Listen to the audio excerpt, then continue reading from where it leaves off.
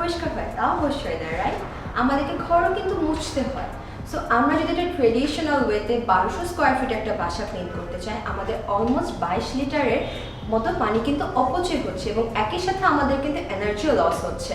কিন্তু আমরা ফ্লোরমেট জেটের সাহায্যে সহজেই 3 লিটার পানির মাধ্যমে আমাদের পুরো ঘরটা যেমন ক্লিন করতে পারছি, আমাদের এনার্জিটাও আমরা সেভ করতে পারছি এবং এরই সাথে পানির অপচয় কিন্তু আমরা রোধ করতে পারছি। অ্যান্ড এই প্রোডাক্টের একটা বেস্ট পার্টটা শুনবেন, it clean itself in 30 seconds. Isn't that amazing?